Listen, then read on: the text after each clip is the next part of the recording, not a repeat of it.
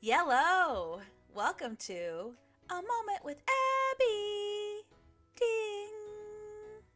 Today is Whiney Wednesday. Yesterday was not my day. I had a whole plan. I was ready to tackle everything I needed to get done. It just didn't happen. I was so excited about posting my TV Tuesday episode with my special guest, but my day got away from me. I will be posting that episode on Saturday. That's pretty much where I make up the episode I don't get done for the week. We're going to have TV Tuesday on a Saturday. It also gives me some time to edit the episode down. We talked for about an hour and 30 minutes about the show we watched. Having to cull that down to a reasonable maybe 45 minutes is gonna take some time. Who knew starting this whole endeavor that I would be having daily homework? This is my challenge. This is what I've done to myself. So with my first wine of this Wednesday, I want to discuss things that I wish I knew how to do right away. I'm the type of person where I want to just know how to do stuff. Give it to me in my hand, I'm an expert. I had a friend named Melissa who taught me how to knit a few years ago. It took so much time. I had to go through the basics.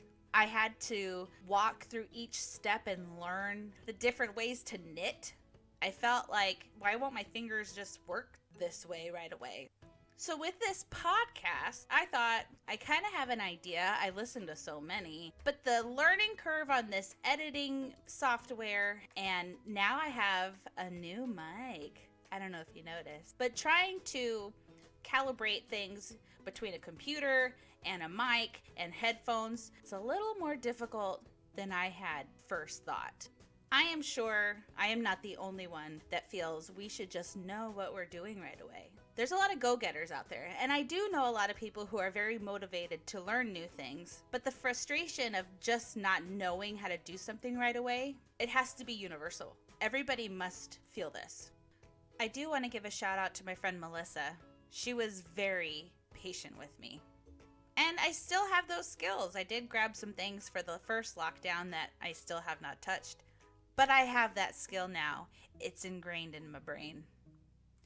As we all know, I live in the UK. Since moving here, the holiday season around Thanksgiving, well, for Americans, to Christmas and New Year's, the UK and Europe really know how to celebrate the holidays. Christmas markets are a whole beast, a beautiful, yummy beast. My very first Christmas market, I was handed a warm goblet, paper cup of mulled wine.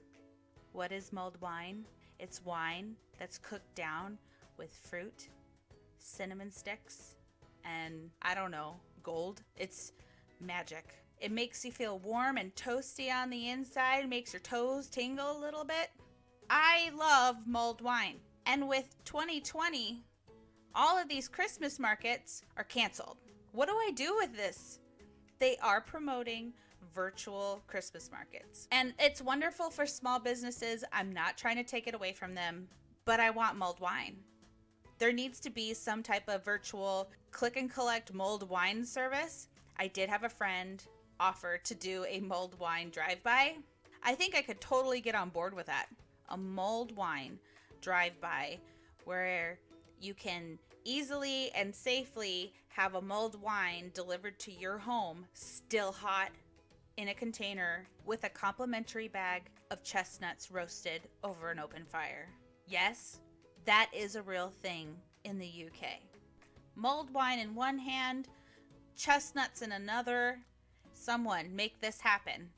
If not for just me, let's do it for the moms, for that nostalgic Christmassy feel in this time of COVID.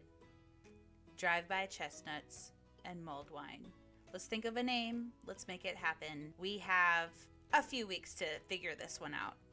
Yes, I could make it myself, but what's the fun in that? I want to go up to somebody else's crock pot and have them pour it into a paper cup where I have to gently try not to scald my hand through the cardboard. That just screams Christmas to me. For my next subject, did you ever think you could miss the sun? Growing up in Southern California, it didn't rain a lot. The sun was pretty much always out. When we moved to Texas from California, there was sun showers whenever it would rain, so the sun was pretty dominant. My husband and I ended up moving to Okinawa and then Georgia, where the sun is your best friend. You had the opportunity to get a tan at the beach, a tan at the pool. There was an overabundance of sun, where in November, you were excited to wear a long sleeve t-shirt because, oh, it's a little chilly outside. I completely underestimated how much sun affects me emotionally. So with this wine, I want to ask the sun, where you been? In this side of the world, the sun takes a vacation around this time of year. The sun starts to set at around 4 p.m. Well, the sun starts to really set around 3:30 and goes down around 4:30. So you are without sun from about 4:30 until about 6:30 the next morning. And when I say 4:30, I mean 4:30 p.m. Because the sun wants to take a nap and go to bed early, we had to buy a happy lamp. The first Christmas we were here, my husband had a whole theme of wellness for Abby, where I got a happy lamp, a rock salt lamp, and a heating blanket. All the things that I needed to be cozy and get through the winter, because my body, I feel, is at its best when I have 100% vitamin D in my veins. I needed it to get up in the day. I needed it to help with my brain activity and just to function normally. How do people over here do it? Is it because they're used to it? I believe in the States, the sun would start setting at 5 and you're like, oh, it's going down early. But you still see a little bit of sun until about almost 6. Here, it's almost pretty much dark by 4:15 p.m. Can't function. So I miss the sun, and I'm going to whine about it. But I'll whine about it when I have a happy lamp on while I'm taking my big vitamin pill. To make this full circle, that's probably why I really like mulled wine, because it gives you a sense of cozy and warm, tingly feeling to forget that the sun went to bed way too soon. Really, maybe this podcast is just to ask y'all to bring me some mulled wine because I just can't be bothered to make it. I do have the stuff to make it, I just won't. I think it's out of principle by now. Yes, I'm talking about Christmas markets and mulled wine again. But the sun and mulled wine, both gone in 2020, knowing that I'm not going to make it. The sun and mulled wine, not in 2020, that's a problem for me. Have any of you enjoyed mulled wine with your chestnuts? Any of you? Anyone? If you haven't, we need to make this happen in the States. And my friend and I were talking about this. There's some things over here in Europe that are secret, and they are wonderful.